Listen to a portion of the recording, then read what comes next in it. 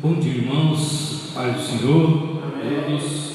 Vamos iniciar a nossa escola dominical nesta manhã. Quero convidar os irmãos a abrirem suas Bíblias em 2 Pedro, capítulo 3.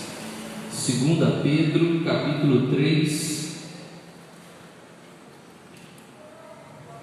para a nossa leitura e início nessa manhã.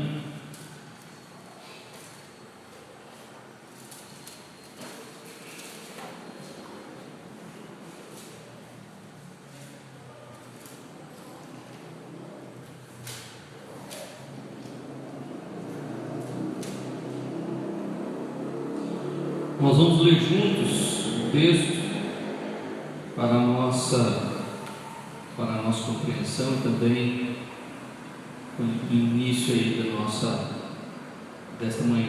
Vamos lá? 2 Pedro, capítulo 3. Todo o capítulo 3 aí da segunda carta de Pedro. Vamos lá? Amados, esta é agora a segunda epístola que vos escrevo. Em ambas procuro despertar com lembrança a vossa mente esclarecida, para que vos recordeis das palavras que anteriormente foram ditas pelos santos profetas, bem como do mandamento do Senhor e Salvador, ensinado pelos vossos apóstolos, tendo em conta, antes de tudo, que nos últimos dias virão escarnecedores com os seus escárnios, andando segundo as próprias paixões, e dizendo: onde está a promessa da sua vinda? Porque desde que os pais dormiram, todas as coisas permanecem como desde o princípio da criação. Porque deliberadamente esquecem que de longo tempo houve céus bem como terra, a qual surgiu da água e através da água pela palavra de Deus, pela qual veio a perecer o mundo daquele tempo, afogado em água. Ora, os céus que agora existem e a terra, pela mesma palavra, têm sido entesourados para fogo, estando reservados para o dia do juízo e destruição dos homens ímpios. Há, todavia, uma coisa, amados, que não deveis esquecer: que para o Senhor um dia é como 1000 anos, e 1000 anos como um dia. Não retarda o Senhor a sua promessa, como alguns a julgam demorada. Pelo contrário, Ele é longânimo para convosco, não querendo que nenhum pereça, senão que todos cheguem ao arrependimento.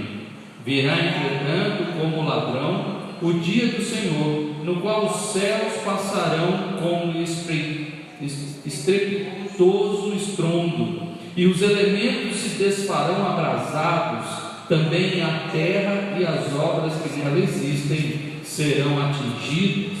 Visto que todas estas coisas hão de ser assim desfeitas, deveis ser tais como os que vivem em santo procedimento e piedade, esperando e apressando a vinda do dia de Deus, por causa do qual os céus incendiados serão desfeitos e os elementos abrasados se derreterão. Nós, porém, segundo a promessa, esperamos novos céus e nova terra, nos quais habita a justiça.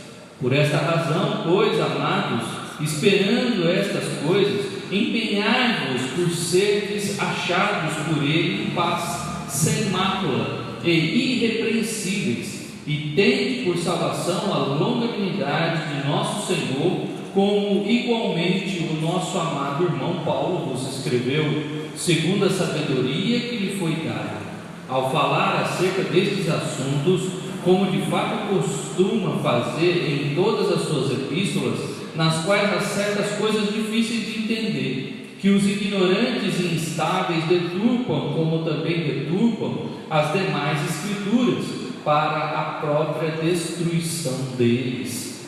Vós, pois, amados, prevenidos como estáis de antemão, acautelai-vos, Não suceda que, arrastados pelo erro desses insubordinados, descaiais da vossa própria firmeza. Antes crescei na graça e no conhecimento de nosso Senhor e Salvador Jesus Cristo. A Ele seja a glória, tanto agora como no dia eterno.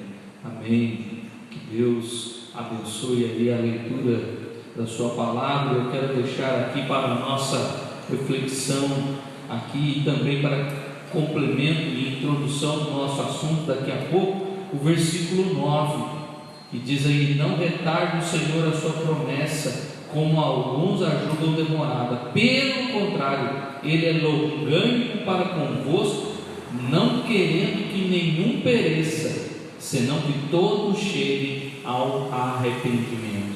Deus não quer que ninguém morra, mas Ele quer que todos cheguem ao arrependimento. E faltando arrependimento, não tem como. Deus vai decretar a sua justiça sobre estes que não chegam ao arrependimento. Então, que Deus tenha misericórdia de nós e nos ajude a, em cada pecado, em cada erro que nós cometemos, buscar arrependimento do Senhor, porque Deus não deseja, e não foi intenção de Deus em nenhum momento das Escrituras querer que o homem morra. Nunca foi esse o desejo de Deus, mas que o homem fosse obediente. Como ele não foi obediente ali no Éden, todos nós também perecemos por causa dos nossos pecados, e por isso precisamos pedir perdão ao Senhor. Vamos orar? Eu quero convidar a nossa irmã Eunice para fazer essa oração.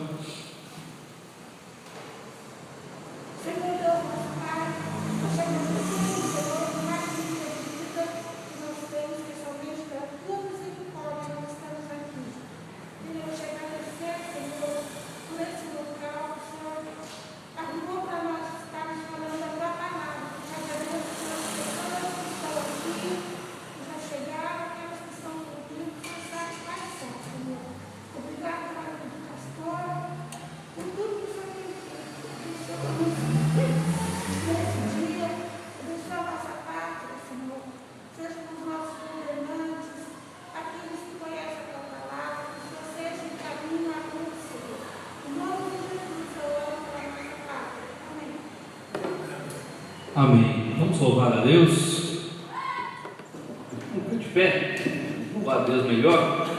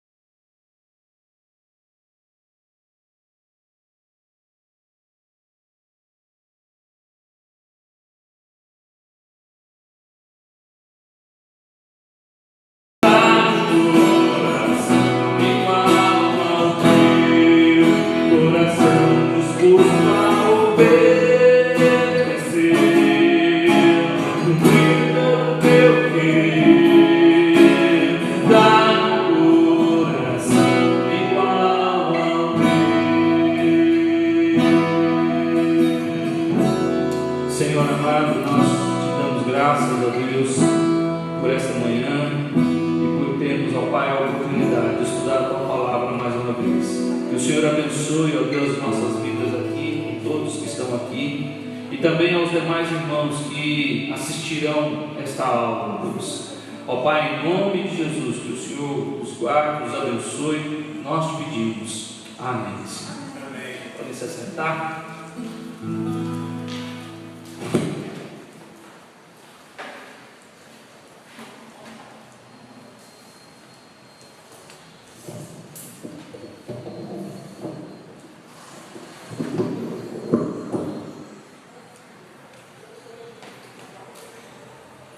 Amém. Nós vamos estudar hoje o capítulo 18 do profeta Ezequiel. Então, abra sua Bíblia aí, Ezequiel 18,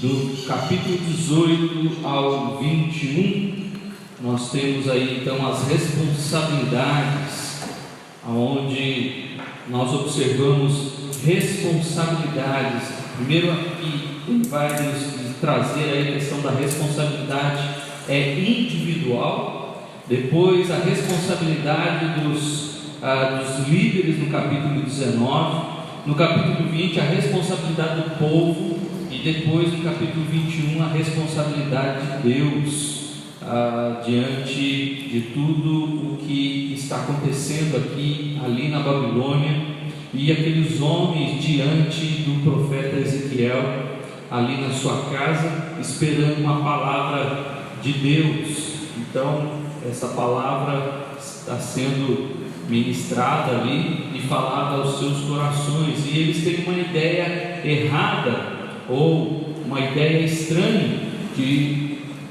da questão de Deus, né, de como Deus age, e nós vamos ver esta responsabilidade aqui e estas dúvidas que o povo tem ali diante do profeta. Então nós vamos ler, então coloquei um título aí, cada um responsável pelos seus atos, né, exatamente pelo que eles vão descrever, o que vai ser descrito aqui neste capítulo 18. Então vamos ler primeiro e depois nós vamos ver parte a parte o que o profeta está nos ensinando. Esse texto aqui não tem muitas figuras, então é um texto mais simples, porque não precisa de muitas explicações, mas tendo perguntas podem fazer sem problema. Então vamos ler aí capítulo 18 de Ezequiel. Veio a mim a palavra do Senhor dizendo: que tendes vós que, acerca da terra de Israel, proferis este provérbio, dizendo: os pais comeram uvas verdes, e os dentes dos filhos é que se embotaram? Tão certo como eu vivo, diz o Senhor Deus, jamais direis este provérbio em Israel. Eis que todas as almas são minhas, como a alma do pai, também a alma do filho é minha. A alma que pecar, essa morrerá.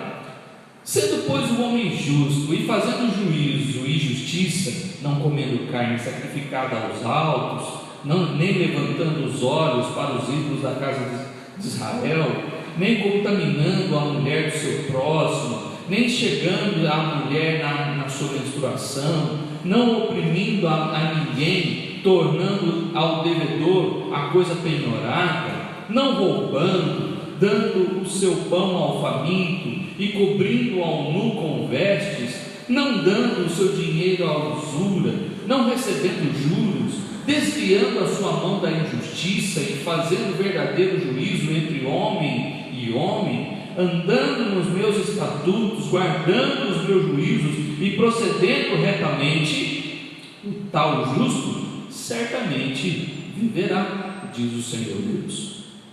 Se ele gerar um filho ladrão, derramador de sangue, que fizer de seu irmão qualquer destas coisas, e não cumprir todos aqueles deveres, mas antes comer carne sacrificada nos altos, contaminar a mulher do seu próximo, oprimir o pobre e necessitado, praticar roubo, não tornar o penhor, levantar os olhos para os ídolos, cometer abominação, emprestar com usura e receber juros, porventura viverá? Não viverá. Todas essas abominações ele fez e será morto, o seu sangue será sobre ele. Eis que se ele gerar um filho que veja todos os pecados que seu pai fez, e vendo não cometer coisas semelhantes, não comer carne sacrificada aos altos, não levantar os olhos para os ídolos da casa de Israel, não contaminar a mulher do seu próximo, não oprimir a ninguém, nem retiver o penhor, não roubar, der o seu pão ao faminto, cobrir o nu com vestes, desviar do pobre a mão, não receber usura e juros, fizer os meus juízos e andar nos meus estatutos, o tal não morrerá pela iniquidade de seu pai, certamente viverá. Quanto a seu pai, porque praticou extorsão, roubou os bens do próximo e fez o que não era bom no meio do seu povo, eis que ele morrerá por causa da sua iniquidade. Mas dizeis: por que não leva o filho à iniquidade do pai? Porque o filho fez o que era reto e justo e guardou todos os meus estatutos e os praticou, por isso certamente viverá. A alma que pecar, essa morrerá. O filho não levará a iniquidade do pai, nem o pai a iniquidade do filho. A justiça do justo ficará sobre ele, e a perversidade do perverso cairá sobre este.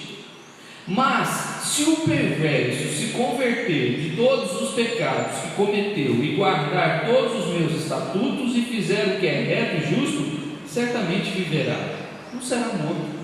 De todas as transgressões que cometeu, não haverá lembrança contra ele. Pela justiça que praticou, viverá. Acaso tenho eu prazer na morte do perverso? Diz o Senhor Deus. Não desejo eu antes que ele se converta dos seus caminhos e viva? Mas desviando-se o justo da sua justiça e cometendo iniquidade, fazendo segundo todas as abominações que faz o perverso, acaso viverá? De todos os atos de justiça que tiver praticado, não se fará memória. Na sua transgressão, porque transgrediu o seu pecado que cometeu, neles morrerá. No entanto, dizeis: o caminho do Senhor não é direito. Ouvi agora, ó casa de Israel: não é meu caminho direito? Não são os vossos caminhos tortuosos? Desviando-se o justo da sua justiça e cometendo iniquidade, morrerá por causa dela. Na iniquidade que cometeu, morrerá. Mas convertendo-se o perverso da perversidade que cometeu e praticando o que é reto e justo, conservará ele a sua alma em vida.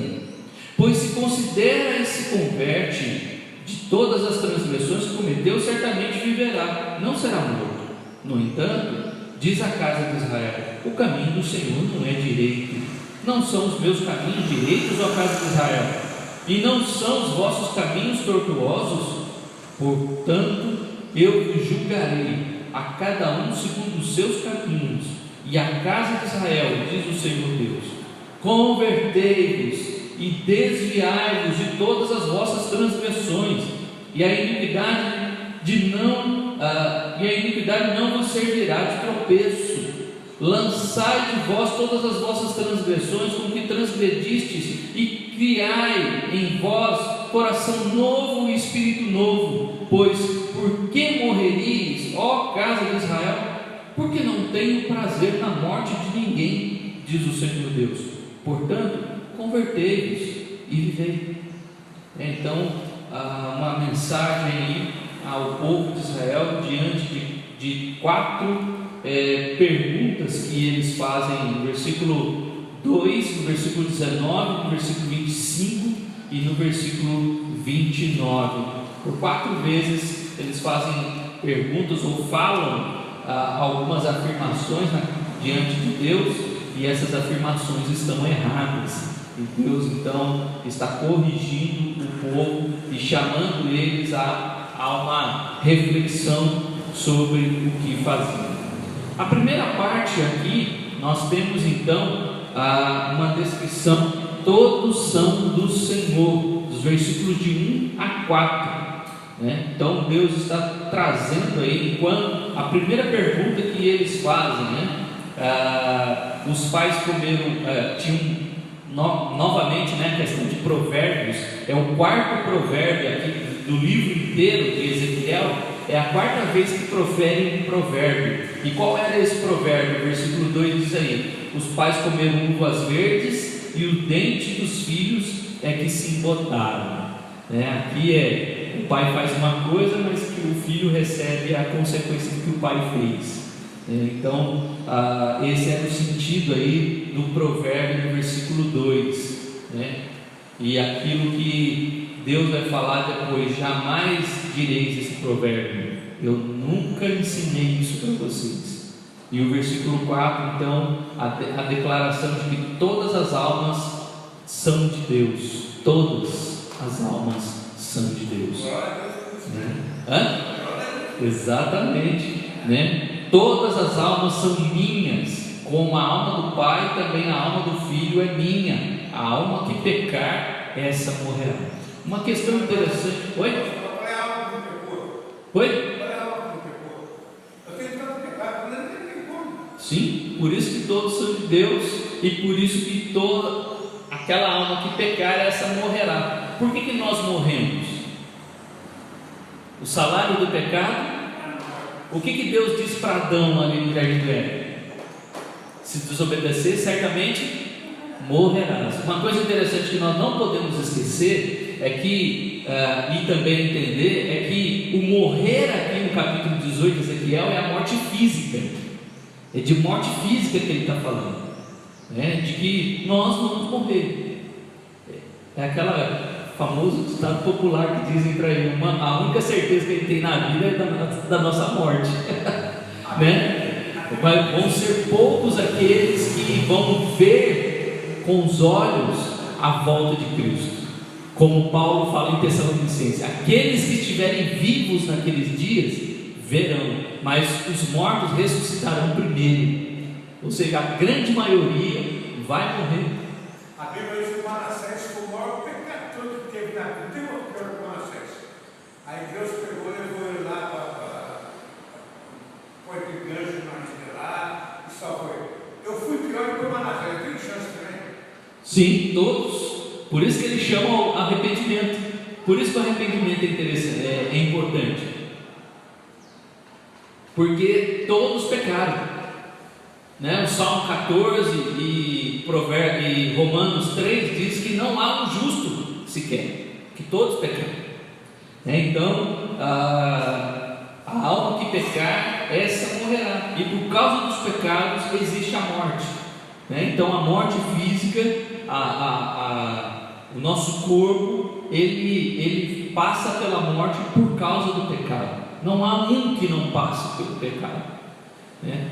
E se nós pensarmos nesse sentido, por que Jesus morreu na cruz? Por causa não do pecado dele, mas por causa dos nossos pecados que caíram sobre ele. Então veio a morte, mas ele venceu a morte no terceiro dia. E aqueles que creem nele vencerão a morte também, ressuscitando como Cristo ressuscitou. É essa a nossa esperança, de que a morte não é o nosso fim, que o nosso fim é a ressurreição. Mas para recebermos a ressurreição dos mortos, precisamos crer em Cristo enquanto estivermos vivos. Essa é a grande questão que muitas vezes as pessoas se esquecem. Então, não podemos nos esquecer disso, de que todos são de Deus. Não existe esse negócio de que ele é do diabo. Toda alma é de Deus. Todos são de Deus. O que nós temos é que alguns são inclinados para o diabo. Quando 1 João fala que há filhos de Deus e filhos do diabo, os filhos do diabo ali é pessoas que se entregaram, que não quer saber de Deus. Ou seja, não tem meio termo. Ou eu sou filho de Deus, ou eu sou filho do diabo. Aquele que não serve a Deus, aquele que não está em Deus, é filho do diabo. É algo terrível para a nossa vida. Mas até o próprio diabo, como Lutero disse, é diabo de Deus. porque ele é uma criatura de Deus. Ele não é poderoso igual Deus, ele é uma criatura, né? Mas ele está voltado para o mal. Então, quanto à alma das pessoas, todas são de Deus, né? Inclusive dos incrédulos e de todos aqueles que também ateus e de todos aqueles que não creem em Deus, a alma deles também é de Deus. Na segunda parte aí agora, dos versículos de 5 a 9, nós vemos aí ele declarar agora um exemplo, né? Ezequiel agora está colocando aí um exemplo de um homem justo que vive a justiça, e ele conclui aí então que esse justo ele vai viver, mas esse viver não significa que ele não vai morrer, que ele vai viver eternamente, não, mas que durante a sua vida ele vai ter bênçãos, ele vai ser próspero, ele vai seguir o caminho de Deus, né? Deus vai cuidar e abençoar a vida dele. E ele vai falar aqui de quatro adjetivos, de quatro coisas boas e de 4 coisas que ele não deveria fazer. E ele então é considerado justo. Ele diz aí que ele não poderia comer carne sacrificada aos altos, versículo 6, ou seja, muito de acordo com o Novo Testamento também, lá em Atos 15, quando a igreja então reunida fala para Paulo lá, que o Paulo fala que os gentios estão se convertendo, e Pedro confirma, dizendo realmente eles estão se convertendo. E aí depois Tiago, no final lá do concílio de Jerusalém, decreta lá, olha, então levem a mensagem, levem essa carta para os gentios, de que eles devem se abster da carne sacrificada aos ídolos, né? Então não deveriam comer, ou seja, aquilo que está sendo colocado aqui para Ezequiel é o mesmo que acontece no Novo Testamento. E aí em 1 Coríntios capítulo 8, 9 e 10, Paulo vai falar de novo para a igreja de Corinto sobre esse negócio da carne sacrificada aos ídolos, de que os ídolos não são nada, ou seja, não vai fazer nenhum mal para nós comer aquela carne, mas eu não devo comer por causa da consciência, não minha, mas do outro que vai me ver comendo. Então, por exemplo, vamos pegar uma questão aqui dos nossos dias, que o pessoal costuma fazer macumba da esquina, e que às vezes coloca ali uma carne, um frango assado ali, como oferenda ao demônio. Aquela carne sacrificada vai fazer algum mal para nós? Segundo Paulo, não.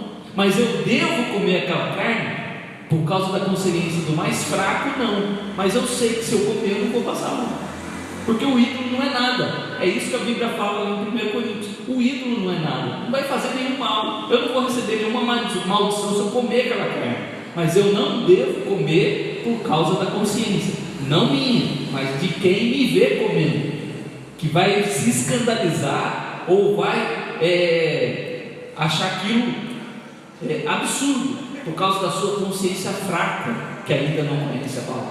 É esse o verdadeiro entendimento aqui. Então Ezequiel está indo na direção da palavra de Deus. Boa lembrança. Mesma coisa, Cosme e Damião, aquela balinha da Cosme e Damião. Não vou comer porque isso aqui está consagrado. Não é nada, aquela consagração não vale nada diante de Deus. Ou seja, se eu chupar aquela bala, não vai fazer mal nenhum.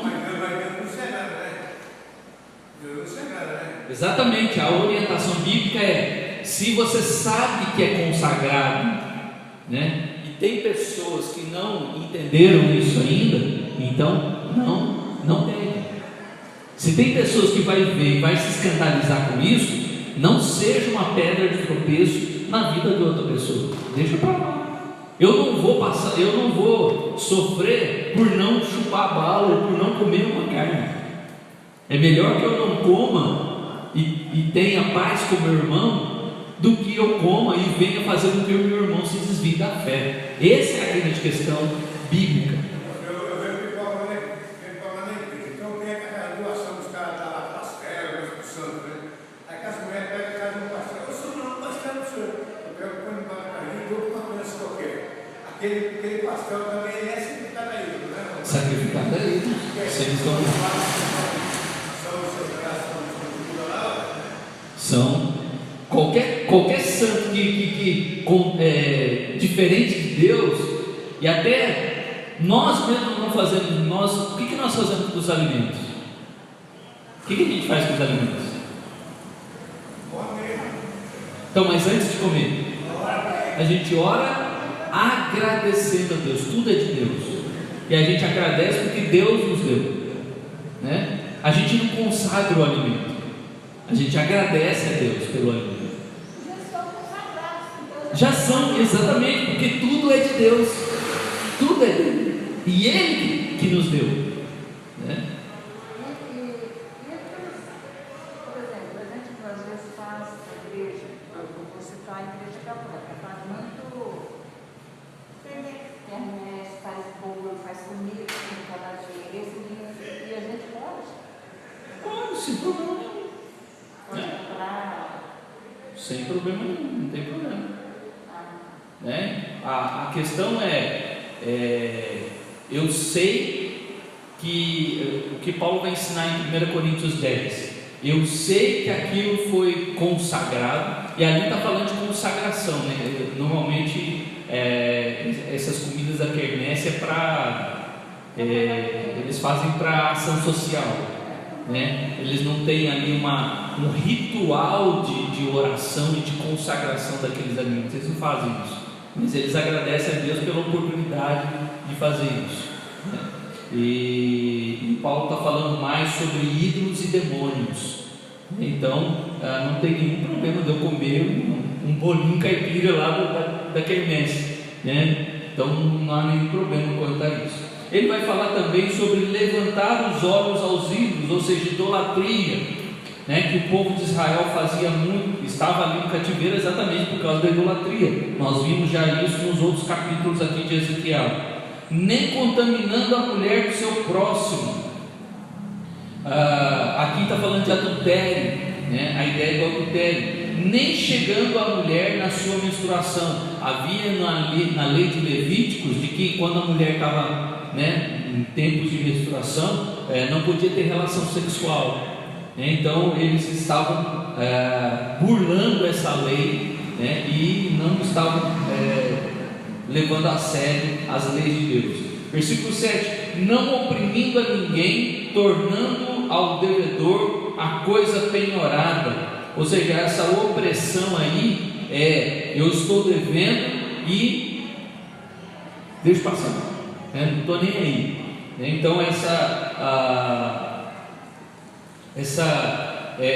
opressão aí é de eu sei que eu devo, mas não estou nem aí para a pessoa, né? Então algo difícil, ou injustiça, não roubando.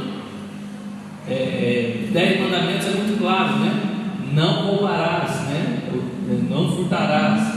Dando, agora vem os positivos, né? Um positivo aqui: dando ao seu pão ao faminto, ou seja, eu ser generoso, eu abençoar aquilo que João Batista em Lucas 3 vai dizer para aqueles que estão sendo batizados ali no Rio Jordão. Eles perguntam para João Batista: o que eu tenho que fazer então agora para ter frutos de arrependimento? E ele diz lá: se você tem 2 túnicas, divide com quem não tem. Então, dando pão ao faminto, cobrindo ao nu com vestes. Eu vejo uma pessoa necessitada, aquilo que a gente faz nas nossas ações sociais, né? Arrecadamos roupa, a gente arrecada alimento, né? E dá a quem precisa. Vai muito de encontro àquilo que Jesus falou em Mateus 25, né? Quando é que você fez alguma coisa por mim? Quando você foi me visitar, quando nu me vestiu, quando com fome você me deu de comer, né? Então, quando estava doente você foi me ver. Então vai bem de encontro àquilo que Cristo também nos ensinou. Versículo 8: não dando o seu dinheiro à usura. Usura é juros exorbitantes. Eu empresto dinheiro e depois eu quero de volta com 10%, né?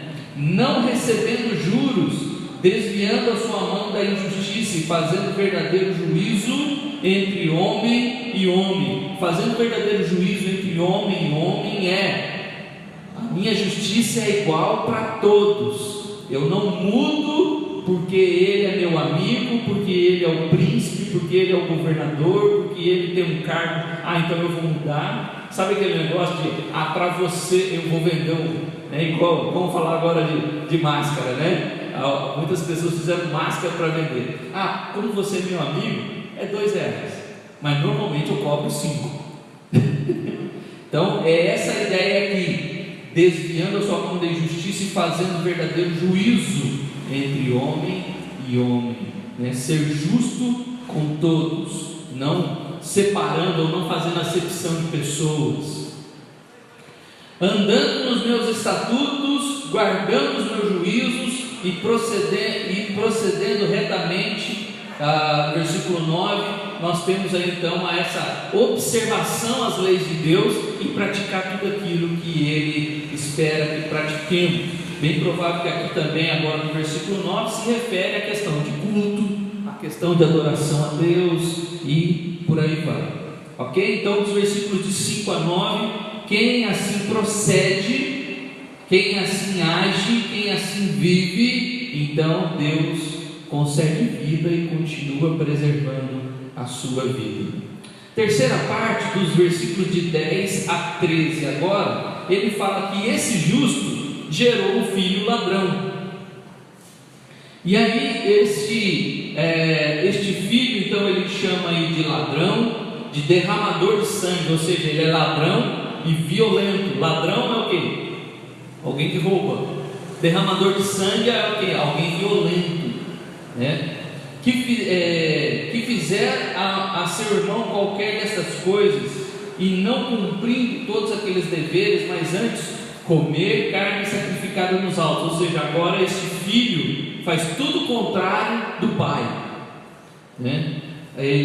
Se o pai não comeu, agora o filho come, né? Contaminar a mulher do seu próximo, ou seja, se o pai não era adulto, o filho é.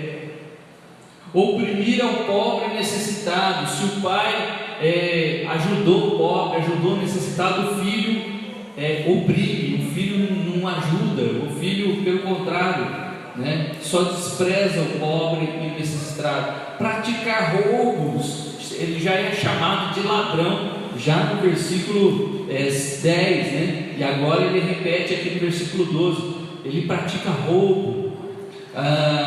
Não tornar o penhor, aí então aquele que tem alguma coisa penhorada, mas ele não devolve. Levantar os olhos para os ídolos, então idolatria. Cometer abominações, né, com este ídolo. Então aqui abominações, Ezequiel está pensando mais nos ídolos imorais que havia em Israel, como eu já falei nos versículos anteriores, de 4 a 6 ali, capítulos 4 a 6. Emprestar com usura, então ele empresta juros, ele faz tudo o contrário do pai, recebe juros, ele vai vivendo uma vida assim. Aí ele diz, ele não vai viver, para mostrar que Israel estava errado em pensar que porque o pai viveu certo, o filho também vai ser abençoado, o filho vai ter vida. Não é isso que ele está ensinando. Cada um é responsável pelos seus atos. Mas aí agora nos versículos de 14 a 18, esse filho ladrão teve um outro filho, ou seja, é o neto do justo. Porque aí ele diz aí, eis que se ele gerar um filho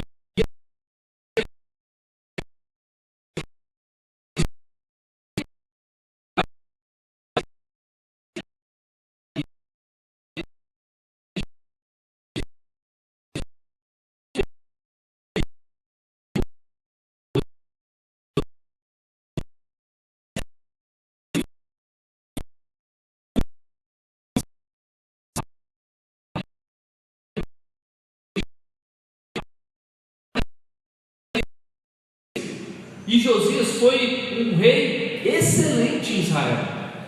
Foi um rei que Deus abençoou grandemente, que não seguiu o que o pai e o avô fizeram.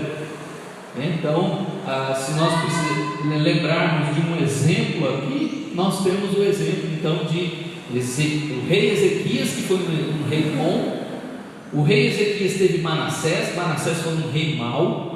Manassés teve Amon, que foi um rei mau também, que seguiu o pai. Mas Amon teve Josias, que não foi um rei mau, foi um rei bom, e que Deus abençoou muito na época de Josias, o povo de Israel. Então nós vemos aí exemplos no povo de Israel, exatamente como Ezequiel está colocando aqui. Então esse filho, este neto agora, no versículo 15, ele não come carne sacrificada, ele não levanta os olhos para os ídolos, ele não é idólatra, ele não se contamina com a mulher, igualzinho o vô, ele não oprime ninguém, não retiver o penhor, ele devolve, ele não rouba, ele dá o pão ao faminto, ele cobre nu as vestes do necessitado, daquele que estava nu, ele não desvia a mão do pobre, mas ele ajuda, ele não recebe juros, e ele faz então e anda nos estatutos e juízos de Deus. E aí diz que este homem, não andou na iniquidade do seu pai, então ele vai viver.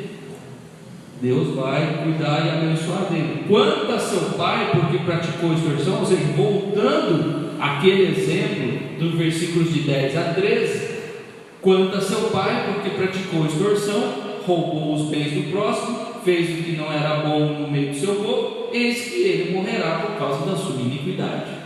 Então aqui, dos versículos de 5 até o versículo 18, 3 exemplos mostrando uma genealogia de um homem justo que teve um filho ladrão, mas que esse filho ladrão teve um filho justo, um filho que não seguiu os pecados do pai. E aí dizendo que o pai justo vai viver, o filho ladrão vai morrer, mas o neto que não seguiu o caminho do pai vai viver, cada um responsável pelos seus atos.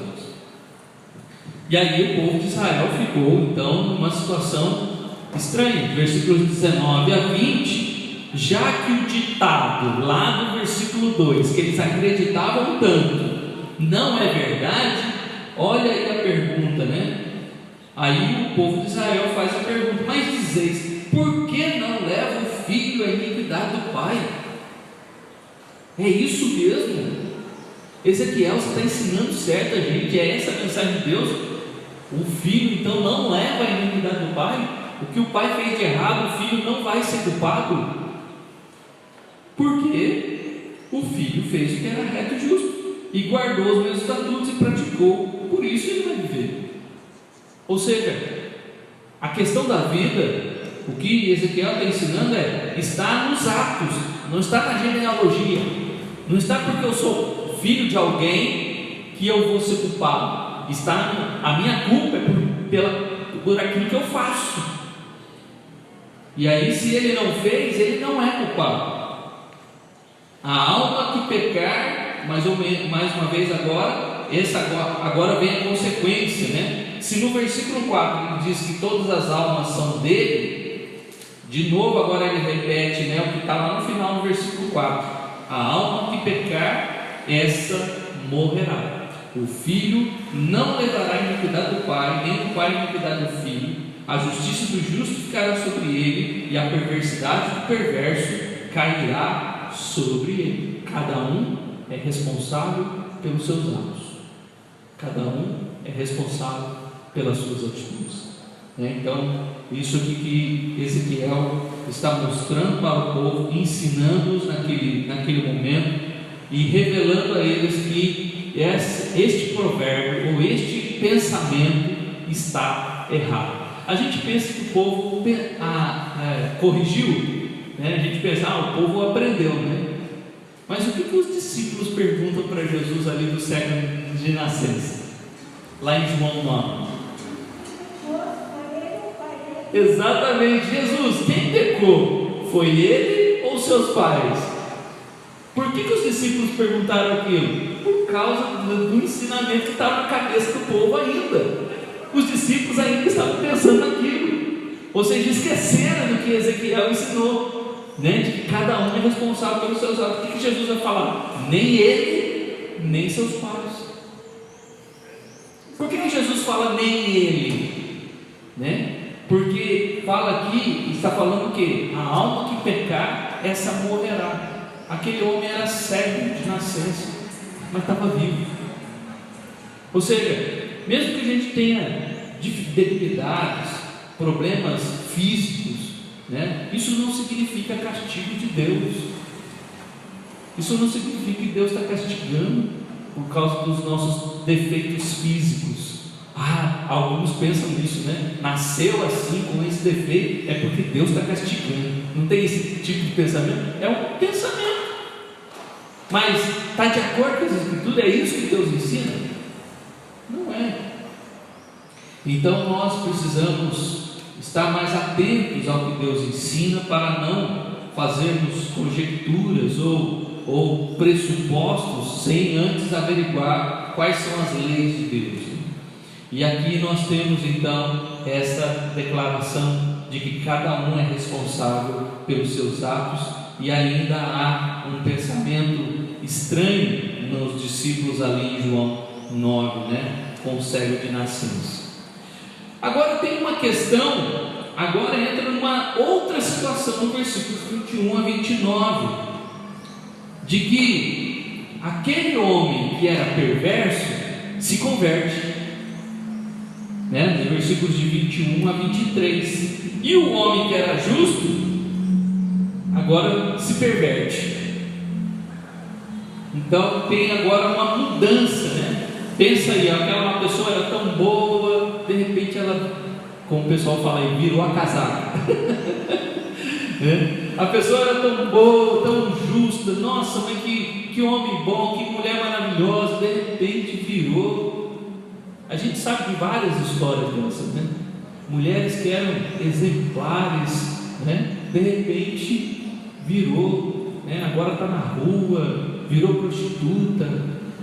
O que aconteceu no meio do percurso que mudou, né, a vida da pessoa? Mas aí a gente tem também o contrário, pessoas ruins que se tornaram boas, pessoas perversas, exatamente como Manassés, né? O nosso irmão Deusdébio lembrou de um exemplo muito bom, porque no final da vida de Manassés, 5 anos antes dele morrer, ele fez uma oração para Deus e se converteu. Ele mudou. Porque o texto diz lá que ele tirou tudo que ele fez, todas as coisas erradas que ele fez, ele voltou atrás, né? Ou seja, ele se converteu. Mas a Bíblia diz que ele foi salvo? A Bíblia diz que ele foi salvo? A Bíblia não fala de salvação deles, mas pelas atitudes deles é bem provável que sim, né? Então versículos 21 a 23 aí: se o perverso se converter de todos os pecados que cometeu e guardar todos os meus estatutos e fizer o que é reto e justo, certamente viverá, não será morto. Ele fez um monte de coisa errada, mas ele se converteu, então ele não vai morrer. De todas as transgressões que cometeu, não haverá lembrança contra ele pela justiça que praticou, viverá. Pela justiça que praticou, viverá. Acaso tenho eu prazer na morte do perverso? Diz o Senhor Deus. Não desejo eu antes que ele se converta dos seus caminhos e viva? Que nós vimos lá em 2 Pedro capítulo 3, versículo 9. Deus deseja que todos se arrependam, né? Deus não tem prazer na morte de ninguém. Deus não tem prazer. A morte é uma consequência do pecado, e não é que Deus, né, se alegra de ver a morte de uma pessoa. Deus não se alegra com isso. É interessante que nós poderíamos até colocar aquela questão há júbilo no céu quando um pecador se arrepende. Lembra desse texto? Há júbilo no céu ou seja, alegria quando há arrependimento. A lógica ao contrário também é verdadeira, de que há tristeza quando não há arrependimento. Ou seja, há alegria no arrependimento, mas sem arrependimento há tristeza. Deus não se alegra com a morte de ninguém, ou seja, Ele espera que todos se arrependam. E a mudança de atitude aqui é possível, né? 1 Timóteo 2,4 diz lá que Deus deseja que todos se salvem, né? Em 1 Timóteo, Paulo dizendo lá para Timóteo para orar por todos os homens, porque Deus deseja. Agora, para que esse desejo se cumpra, Deus também definiu a forma, né? Tem que haver arrependimento. A salvação não é assim, um presente dado que não exige nada da gente, mas exige o quê? Arrependimento e fé em Jesus, né? Duas atitudes, como Jesus mesmo disse em Marcos capítulo 1, versículo 15, né? Arrependei-vos e crede no Evangelho. Então, sem isso não haverá salvação. Versículo 24: mas desviando-se o justo da sua justiça e cometendo iniquidade, fazendo segundo todas as abominações que faz o perverso, acaso viverá? De todos os atos de justiça que tiver praticado, não se fala a memória, na sua transgressão com que transgrediu, e no seu pecado que cometeu, neles morrerá. Ou seja, a pessoa era justa, a pessoa era boa, a pessoa fazia tudo certo, e de repente ela também mudou, resolveu largar de Deus e viver a vida como ela quer, né? Viver no pecado. Então, também há algo contrário aqui acontecendo. Ela vai morrer, enquanto o outro vai viver, essa aqui vai morrer. O justo vai morrer.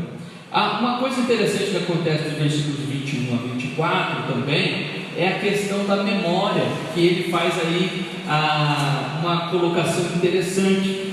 Ele diz aí que não haverá lembrança das transgressões que cometeu, ou seja, quando há arrependimento, todo pecado Deus apaga, Deus esquece.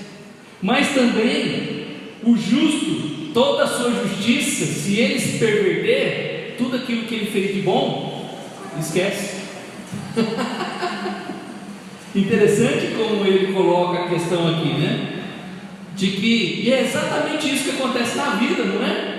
A pessoa era boa, mas quando ela faz uma coisa ruim, a gente lembra de tudo bom que ela fez? Não, a gente lembra exatamente daquilo que ela fez de errado. Ela sempre foi, imagina assim, ela sempre foi um marido bom, uma esposa boa. De repente, ela dá uma vacilada, né? Dá uma pisada no tomate. A pessoa vai lembrar de todos os atos bons que ela fez? Não, vai lembrar daquela pisada de bola. Exatamente. Assim é hoje. Ou seja, isso aqui é uma lei espiritual, é uma lei espiritual de Deus, mas que também nós vivemos na prática, de vermos isso acontecendo. A pessoa faz muitas coisas boas, vamos imaginar assim, ela faz 100 coisas boas, mas uma coisa errada que ela pratica já caiu no conceito da gente, né? E é assim com Deus também. A justiça, se aquela pessoa justa, ela muda de posição e se torna um perverso, tudo que ela fez de justo, Deus também esquece. Se o perverso fez um monte de coisa e se converte, Deus esquece seus pecados. Mas se o justo também se perverte, Deus esquece a sua justiça. A lei espiritual também é o que nós vemos acontecendo. Agora, o contrário não é o mesmo que acontece com a gente. Quando a pessoa se converte, né, a gente sempre fica um pé atrás. Será que ele se converteu mesmo? Ele já matou, ele já roubou, e agora está aqui sentado na igreja levantando a mão. será que ele mudou mesmo? E a gente sempre fica um pé atrás por causa da sua conversão? Não, por causa de quem ele era antes da conversão. E aí a gente sempre se pega nesse receio, né? A pessoa era uma pessoa ruim, e aí de repente ela está aqui, né? Roubava, mas agora se converteu e aí está na igreja, né? E aí a gente fica cabreiro.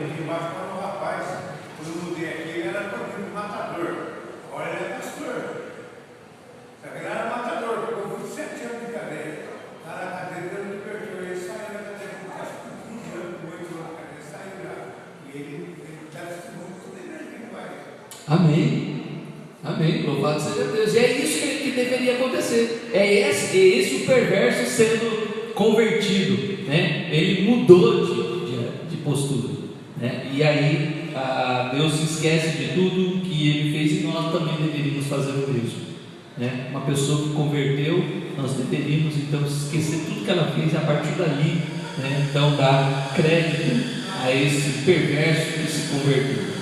No versículo de 25 a 29, agora nós temos aí a pergunta do povo, ou seja, a declaração do povo diante deste fato, diante do que foi exposto para eles. Versículos de 25 a 29, ele diz aí: no entanto dizeis, o caminho do Senhor não é direito. Que coisa, né? O povo dizer para Deus: Deus, o Senhor não está agindo direito não. Se um perverso se converte, ele não vai ser mais, né? A sua perversão vai ser lembrada, ele vai viver. E o justo que se perverte vai morrer? Isso não está certo não, Deus. Ele sempre foi uma coisa boa, ele sempre fez coisas boas. Por que o Senhor vai matar ele agora? Tem uma declaração que às vezes está uma afirmação ou um pensamento que está na mente das pessoas, que não é isso que está na Bíblia. Deus nunca falou isso, de que é como se elas pensam como se Deus estivesse contando pontos. Então eu fiz 10 coisas boas e 2 pecados, então eu estou com saldo positivo para Deus. Mas não é assim. Espiritualmente não é assim que funciona. Ela pode ter vivido 80 anos da sua vida sendo boa, e aí por causa de um dia ela sendo perversa, ela vai morrer. Ela vai morrer. Então, diante de Deus, Ele não está fazendo igual um salário, ou como se fosse uma conta corrente da nossa vida, né? Quantos pecados você tem? Quantas coisas boas você fez? Vamos fazer um saldo aqui, né, de coisas boas e coisas ruins. Você está positivo, você está negativo. Não é assim que funciona espiritualmente. Deus sempre nos chamou para viver uma vida santa. Mas Deus no final vai salvar todo mundo porque Deus é amor. Mas o amor de Deus é santo, e as pessoas esquecem disso, de que o amor dele é santo. E aí a santidade chama a gente ao quê? Aquilo que a gente viu na carta de Pedro: Deus é santo e nos chama a ser santos também, né? Ser santos como Deus é santo. Então não é direito. Como assim não é direito? Ouvi agora a casa de Israel: não é o meu caminho direito? Não são os vossos caminhos tortuosos? A gente quer medir a justiça de Deus com a vida que a gente leva. O povo estava fazendo isso, né? E estava tudo errado, porque o povo está medindo a lei de Deus, a justiça de Deus, com o que eles estão fazendo, com as coisas erradas que eles estão cometendo. Desviando-se o justo da sua justiça e cometendo iniquidade, morrerá por causa dela. Na iniquidade que cometeu, morrerá, como já foi dito aí no versículo 24, está reafirmando. E o versículo 27: mas se convertendo o perverso da perversidade que cometeu e praticando o que é reto e justo, conservará sua alma em vida. Exatamente o que está escrito no versículo 21, né? Então ele voltando ao assunto no versículo 26 e 27, o que ele já disse no versículo 21 e 24. Pois se considera, versículo 28, pois se considera e se converte de todas as transgressões que cometeu, certamente viverá, não será morto. No entanto, diz a casa de Israel, o caminho do Senhor não é direito. De novo, como o versículo 25, não são os meus caminhos direitos, ó casa de Israel, e não são os vossos caminhos tortuosos? Você está falando que o meu direito não é certo, Israel? Olha para a sua vida. Olha para o que vocês estão vivendo. Então, ele termina aqui o capítulo, versículos de 30 a 32, com este apelo à conversão. Portanto, eu vos julgarei, a cada um segundo os seus caminhos. Ó casa de Israel, diz o Senhor Deus, convertei-vos e desviai-vos de todas as vossas transgressões, e a iniquidade não vos servirá de tropeço. Lançai de vós todas as transgressões com que transgredistes, e criai em vós coração novo e espírito novo, pois por que morreríeis, ó casa de Israel? Porque não tenho prazer na morte de ninguém, diz o Senhor Deus. Portanto, convertei-vos e vivei. Ou seja, relacionando vida com conversão. É necessário mudança de atitude para vida. Então, chamado aí esse apelo à conversão no final. E ele diz aí, a iniquidade não servirá de tropeço, no versículo 30, Ou seja, o que o pecado é na nossa vida? Tropeço. E isso deveria ser, o pecado deveria ser como um tropeço na nossa vida, como uma pedra no meio do caminho que a gente não viu e tropeçou. O problema é que quando deixa de ser tropeço para ser estilo de vida, eu vou fazer isso e não tem nada a ver. Já viram essa frase? Vou viver assim porque não tem nada a ver. Deus não está preocupado com isso. Isso é um problema sério. Quando deixa de ser tropeço para ser um estilo de vida. E aí a gente vai entender por que 1 João vai falar aquele que não vive na prática do pecado. Aquele que não vive pecando, aquele que vive pecando não nasceu de Deus. Aquele que vive no pecado é do diabo. Por que ele põe essas expressões ali? Exatamente por pessoas que estavam vivendo como se o pecado fosse coisa normal. E aí, que pecados são esses? A gente viu uma lista de coisas aqui: emprestar dinheiro com juros, não ajudar o próximo, não seguir os mandamentos de Deus, adultério, idolatria, roubo. A gente viu um monte de pecado aqui descrito aqui nos versículos de 5 a 18. Vários pecados que o povo às vezes está fazendo e que às vezes é normal. É normal.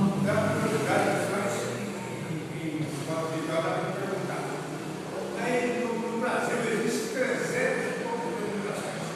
Brasil, por aqui, Deus já. Sim. Isso aí funciona alguma coisa, tem que ter a lugar certo. Funciona? Como assim? O cara que vai fazer acordo, que vai fazer por aqui, que vai fazer tudo o cara dando certo, vale tudo. Não, porque a denominação certa é a denominação errada. A questão de denominação é questão de doutrina. Esse é o grande problema das denominações. É a questão de doutrina da igreja, ou seja, porque interpretam a Bíblia de maneira errada, e aí então cria-se uma nova igreja. Não havia necessidade de criar. A igreja sempre foi uma só. O problema é que você vai na igreja, na questão de placa, aí você vai ver doutrinas estranhas. No tempo do Lutero só tinha mais. Só tinha a igreja católica. Não, ele Então, mas Lutero não tinha intenção disso. Não, Lutero queria que a Igreja Católica voltasse à prática bíblica. Essa foi a intenção de Lutero. Lutero não queria dividir a igreja. Nunca passou pela cabeça de Lutero fazer uma nova igreja. Não, ele queria que a Igreja Católica voltasse para a Bíblia, mas o Papa não queria. O Papa queria continuar com a tradição. Esse é o problema. Lutero nunca pensou em dividir a igreja. A primeira que surgiu foi luterana, né? A primeira que surgiu, sim, né? Porque ele foi excomungado, né, da Igreja Católica, e então começou a ter seguidores, pessoas que perceberam que o que Lutero estava dizendo era verdade, começaram a sair da Igreja Católica. Anabatista, depois os presbiterianos não eram chamados presbiterianos primeiro, né? Eram chamados de huguenotes. Com João Calvino, né? Com huguenotes. Exatamente. E aí vem uma leva aí de reformados, né? Pessoas que no protestantismo. Mas por que tem agora essas separações? Exatamente por causa de lugares. Então, por exemplo, Lutero está lá na Alemanha e Calvino está lá na Suíça. Eles estão em países distintos. João Calvino é na Genebra, lá na Suíça. Então, assim, ele não conheceu Lutero. Quando veio a presidente do Brasil, o João Calvino mandou lá na Suíça os missionários. Mandou lá da Suíça, exatamente. Aí em 1555 chegaram os missionários aqui no Brasil, mas foram mortos. A central era lá. Mas assim, o presbiterianismo só veio para o Brasil 300 anos depois, em 1859. Aí o presbiterianismo de um pastor lá da América do Norte, que veio para o Brasil, um missionário que veio para cá, o Archibald Green Simon. Então, assim, demorou 300 anos para o presbiterianismo chegar no Brasil. A segunda história que eu vejo lá no YouTube, tem que fiel mesmo. Sim. Presbiteriano, batista, metodista, eles eram fiel a Deus. Sim, todos eles seguiam. A camisa manga comprida, a gola fechada. Exatamente. Usava bermuda, Mas era do tempo, né? Daquela época, era assim, né? E eles eram fiéis. Tinham seus pecados, mas assim, eram fiéis a Deus. Outra coisa que eu quero perguntar assim, isso o que quer dizer seita? Seita? Seita é quando nós vimos isso ano passado. É quando a religião tira alguns conceitos da religião. Então, por exemplo, o cristianismo é uma religião, mas dentro do cristianismo surgiu as seitas. Quem são as seitas dentro do cristianismo? Por exemplo, o Testemunho de Jeová, Adventista, Sejonoe, os Mormons.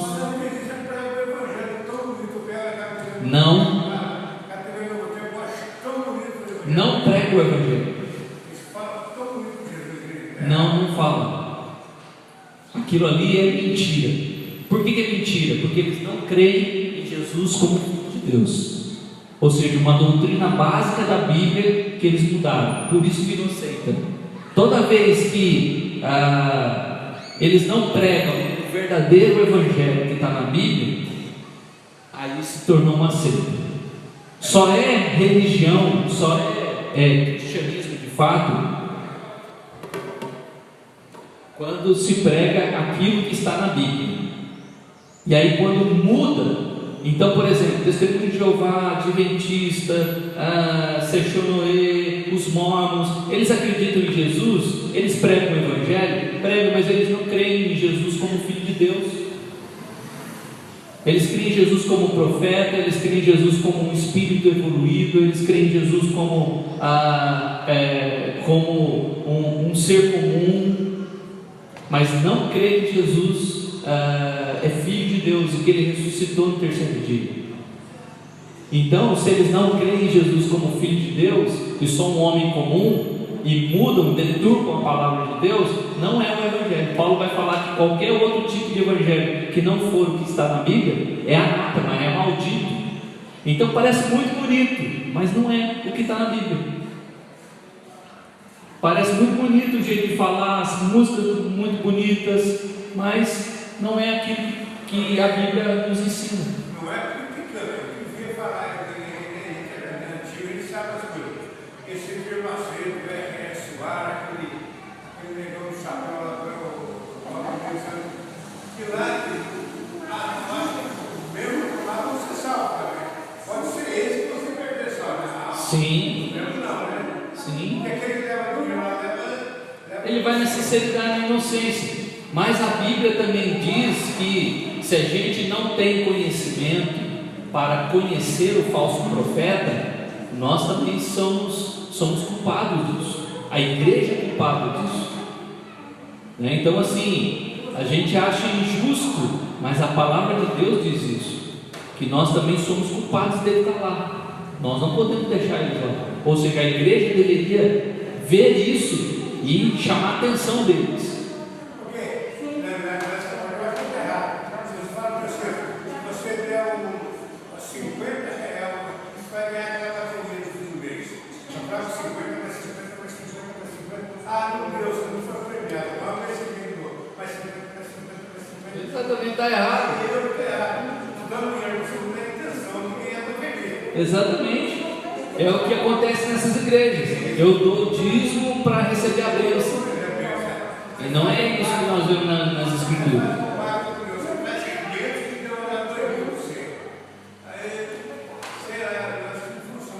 Não funciona mesmo. Está errado. Exatamente. E nós precisamos tomar cuidado com isso, porque nós também seremos. A Bíblia tem repreensões e advertências com relação a isso, de que se a gente sabe que não é assim e a gente mantém pessoas assim na liderança, nós deveríamos tirar e não deixar elas, né? Ou seja, Deus também responsabiliza o povo que não observa essas coisas, que vão no caminho do falso profeta. O falso profeta vai ser castigado por causa disso, mas o povo também que alimenta o falso profeta também vai ser responsabilizado por isso. Então é preocupante, né? Tem pessoas sinceras no meio dessas igrejas, por exemplo, como na igreja católica também? Tem, com certeza, né? Eu creio que tem gente na igreja católica que ama Jesus, que ama Jesus. Hã? Eu acho que tem mais salvo no católico, se não o pentecostalismo aí. Porque o catolicismo, eles pregam Jesus mesmo, eles têm fé, eles fazem bênção. Então eu acho que muito se salva. Enquanto que no pentecostalismo tem muito, eles creem no homem. O católico renovado, carismático hoje em dia, eles deveriam orar, eles oram, eles levantam a mão. Mas o problema é a Maria. A Maria Esse que é o problema, a idolatria. Idolatria está também dentro de um dos pecados aqui. Idolatria não pode. Né?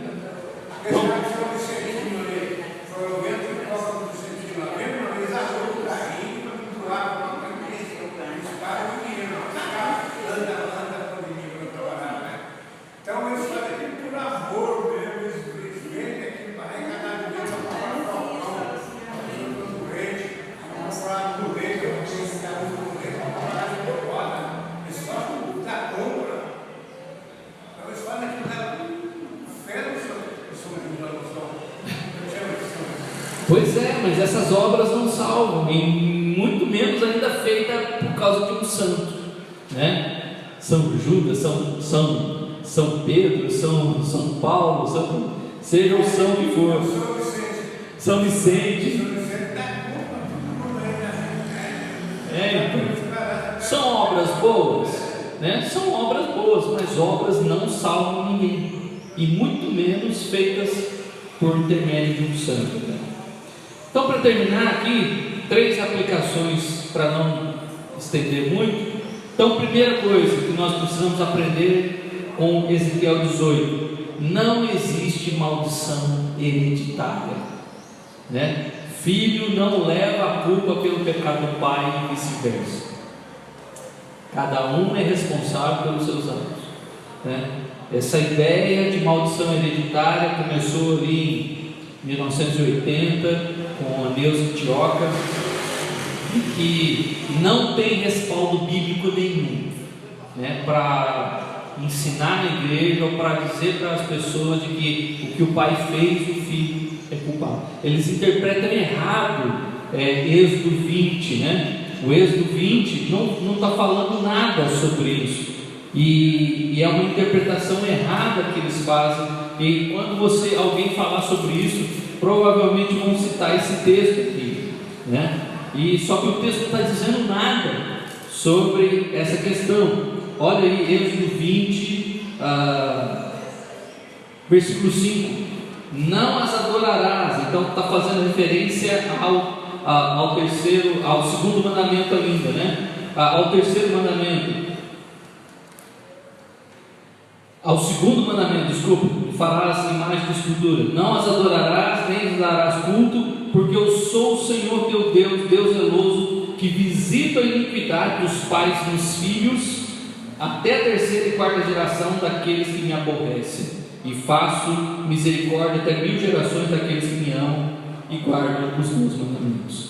Então, se ler o versículo 5 e 6 juntos, você vai ver aí que não tem nada a ver com a maldição hereditária, porque ele não diz em nenhum momento aí que o filho vai receber a culpa do pai. Ele diz o quê? Que ele vai visitar a iniquidade dos pais nos filhos. O que é isso? Eu vou ver se o filho vai fazer a mesma coisa que o pai. Eu vou ver se o filho vai ter uma postura diferente do pai, né?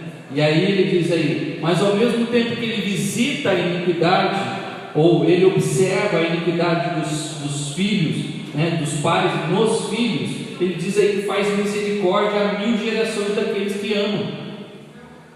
Ou seja, se o filho tiver uma postura diferente do pai, ele vai ter misericórdia. Então, ele faz uma interpretação errada desse texto aí para dizerem de maldição hereditária, né? Não existe esse tipo de coisa. Cada um é responsável pelos seus atos. Segundo, toda ação tem uma reação. O que a gente aprende aqui com Ezequiel 18 é que para cada atitude há uma consequência, boa ou ruim. Paulo vai nos ensinar lá em Gálatas 6 o que? Vamos lá, Gálatas 6. Veja que Ezequiel está de acordo com outros textos bíblicos, inclusive no Novo Testamento. Gálatas 6, versículo de número 7. Gálatas 6, 7 e 8. Não vos enganeis, de Deus não se zomba, pois aquilo que o homem semear, isso também ceifará. Ele está falando de atitudes, porque o que semeia para a própria carne, da carne colherá corrupção, mas o que semeia para o Espírito, do Espírito colherá vida eterna. Toda ação tem uma consequência, seja ela boa ou ruim, mas tem uma consequência. Tudo que nós fazemos vai gerar alguma reação. Toda ação tem uma reação, né? E diante de Deus isso vai ser também colocado, como nós vimos ali. Se o perverso se converter, então ele vai viver. Se o justo se desviar e se tornar um perverso, vai morrer, né? Então nós precisamos nos alertar que de Deus não se zomba. Você acha que Deus não está vendo o que a gente faz? Deus está vendo, né? E terceiro, Deus não se agrada com a morte de ninguém. Então é uma coisa que as pessoas às vezes colocam na cabeça como se Deus quisesse que morresse todo mundo, né? Principalmente quando fala de predestinação, né? O pessoal fica arisco, né? Fica revoltado, né? Como assim Deus elegeu alguns? Quer dizer que Ele quer que todos morram e Ele só elegeu uns poucos? Ele quer que todo mundo morra? A Bíblia é muito clara em afirmar que Deus não deseja que ninguém morra, mas Ele espera que se convertam. O problema é que não há conversão. Então Deus também não se agrada com a morte. Quantas vezes a gente ouve, esse não era tão bonzinho, foi embora tão cedo. Por que os maus ficam e os bons vão? Eu sempre ouvi isso. Mas comigo fico pensando, é a oportunidade que Deus está dando para as pessoas se arrepender, por isso Ele vai ficando. Exatamente. Né? Faz sentido isso.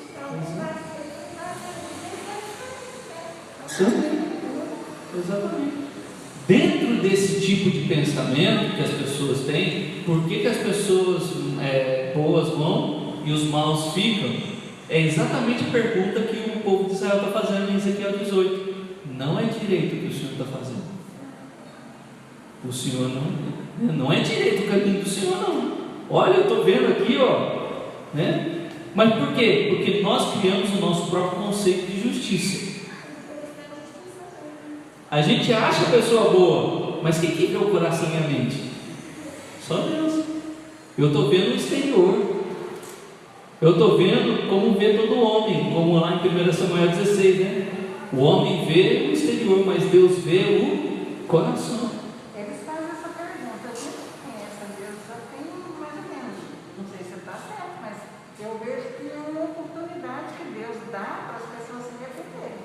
Sim. Se ele não foi ainda, é sinal que Deus está aguardando. Mas vai chegar uma hora que a paciência de Deus se esgota. Como chegou o dia do povo de Israel. Por que o povo de Israel está ali no cativeiro? Porque a longanimidade de Deus parou. A paciência de Deus, como lá em Jeremias ele fala, a paciência de Deus acabou. Agora vocês vão ser castigados, disciplinados, né? Então Deus não se agrada com a morte de ninguém, mesmo que seja do perverso. Por isso é errado o cristão que deseja a morte de alguém. É uma coisa muito interessante, porque a gente vê muito crente às vezes abrindo a boca para falar isso, e isso é perigoso, né? Você já viu aquelas frases assim, quando uma pessoa ruim morre, vai tarde. Vai tarde, né? Nós não deveríamos falar isso, né?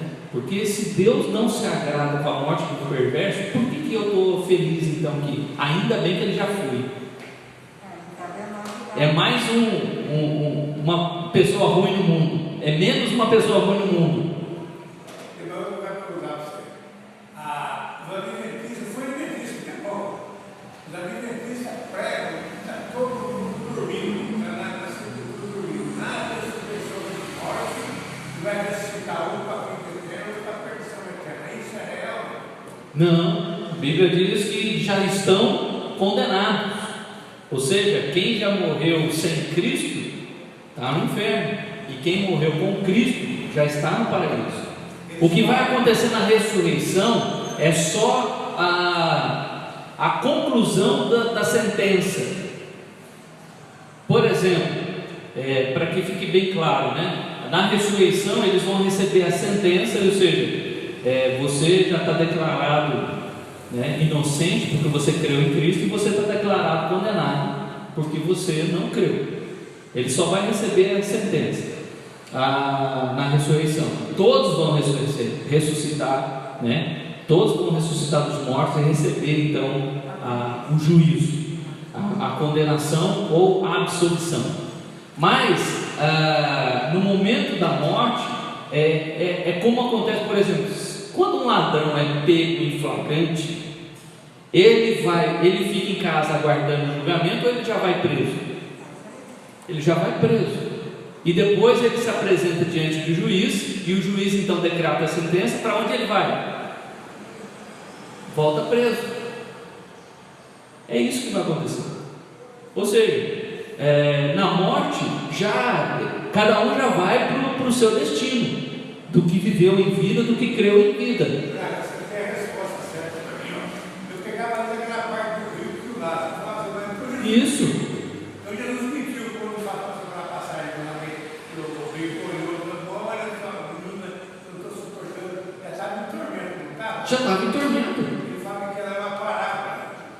Isso, ali é uma parábola, ali não aconteceu de fato, mas naquela parábola, Jesus está ensinando o quê? Que não pode os mortos voltarem à vida, né? E que também não pode nem quem está no céu ir para o inferno, e nem quem está no inferno ir para o céu, não pode. Jesus está ensinando que a partir daquele momento, depois da morte, não há mais nada o que fazer. Naquela parábola, Jesus está ensinando também que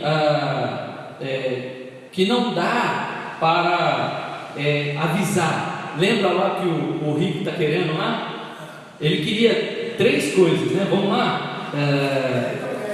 Lucas 18, né?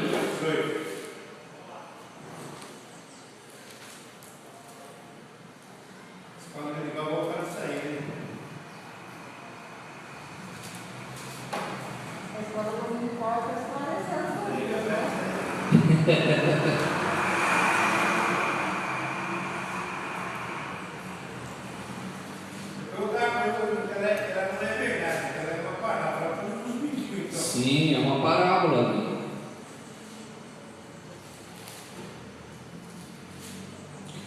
Lucas 16, perdão. Lucas 16, versículo 19. Ora, havia certo homem rico que se vestia de púrpura e de linho finíssimo e que todos os dias se regalava esplendidamente. Havia também certo mendigo chamado Lázaro, coberto de chagas, que jazia à porta daquele e desejava alimentar-se das migalhas que caíam à mesa do rico, e até os cães vinham lamber-lhe as úlceras. O que a gente acabou de ver no livro de Ezequiel ainda, hein? O justo ele dá pão ao faminto, né? E aqui o rico não está fazendo isso, né? Aconteceu morrer o mendigo e ser levado pelos anjos para o seio de Abraão, ou seja, o céu.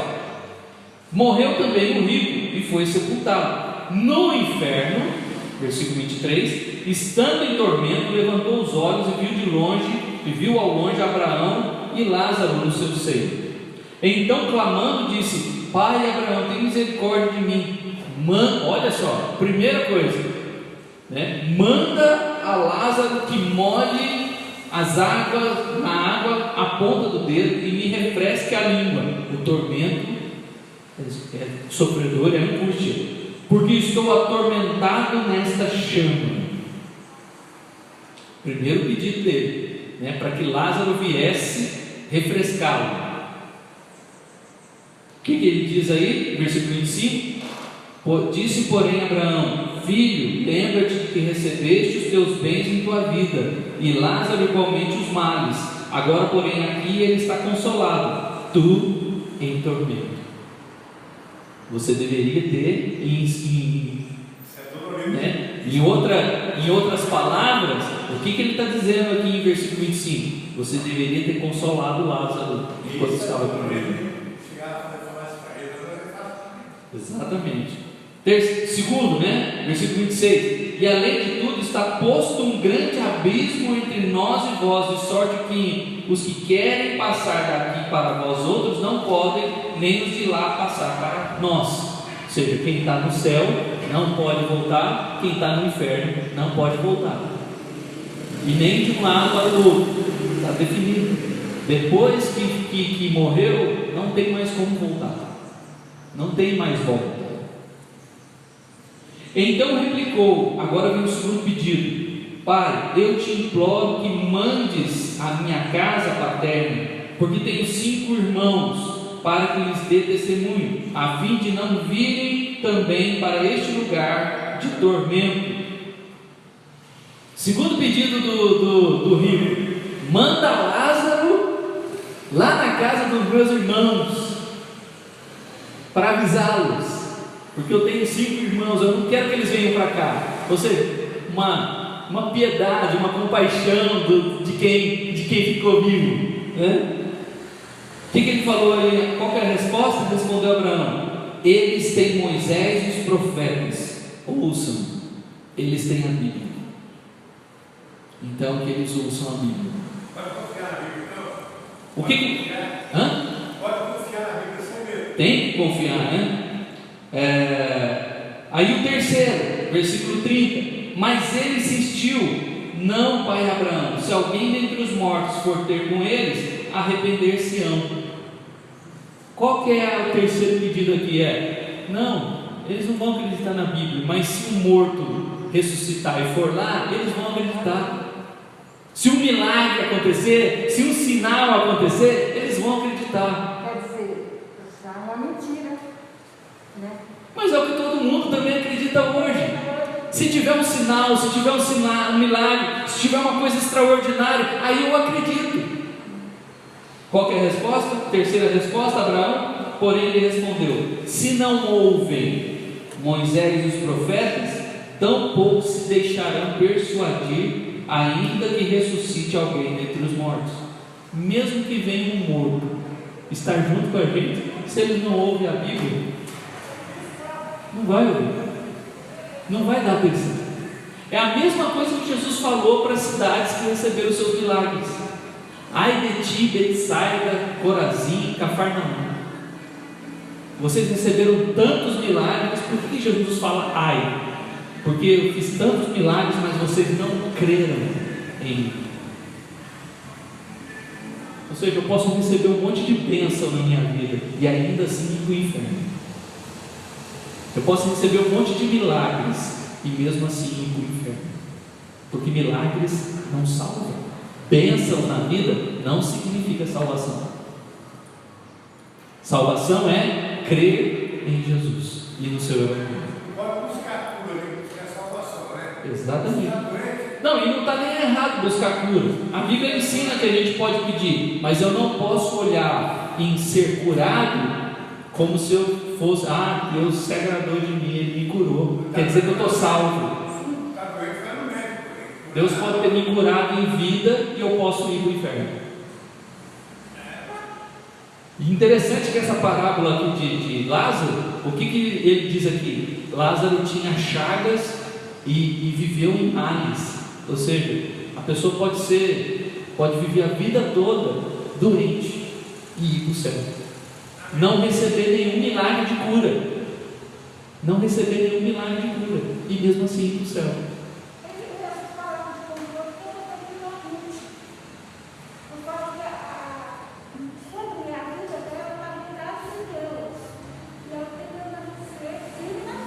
Isso. Porque nós sabemos que o nosso Deus na nossa vida, Deus não sabe, né? Porque ela é crânio, então, remédio, vai no médico. É Deus que sabe das coisas, nós não sabemos nada, né? E eu entendo assim que quando se trata de doenças, de questões mentais, né? Deus também é justo. Ele sabe, ele entende, né? Porque assim, a fé vem pelo ouvir, e ouvir pela palavra de Cristo, como Romanos nos ensina. A fé vem pela pregação e a pregação da palavra. Se a fé vem pela pregação e pelo ouvir, né? A fé, ela tem uma parte racional, mas ela começa numa parte irracional, que é a parte espiritual.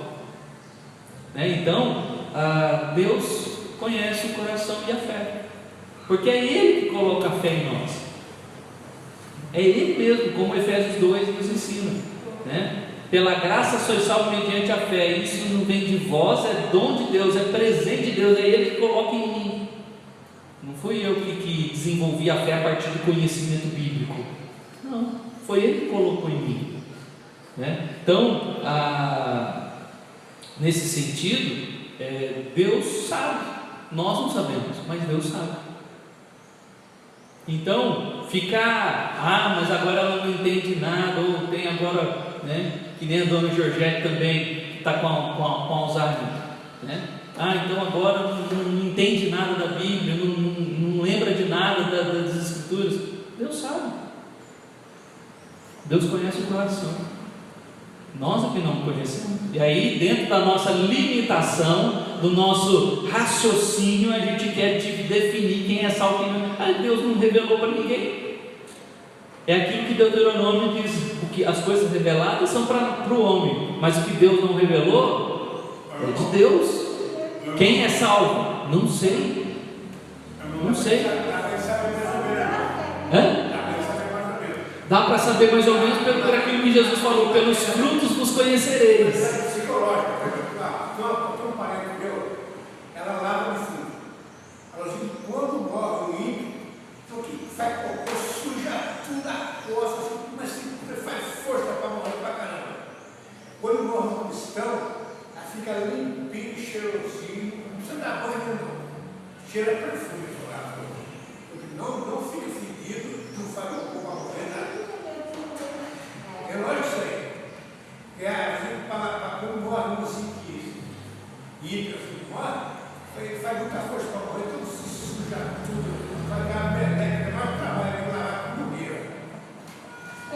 Pode ter uma questão científica e emocional aí também, né? E aí a gente não sabe. Precisamos dizer que na Bíblia não temos nada que defina algo assim.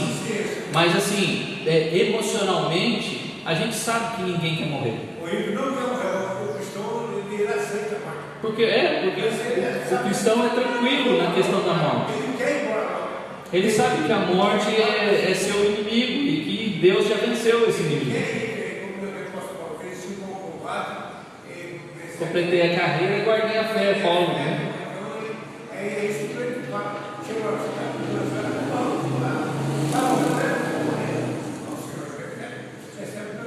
Isso. Como Estevão ali em Atos 7, né?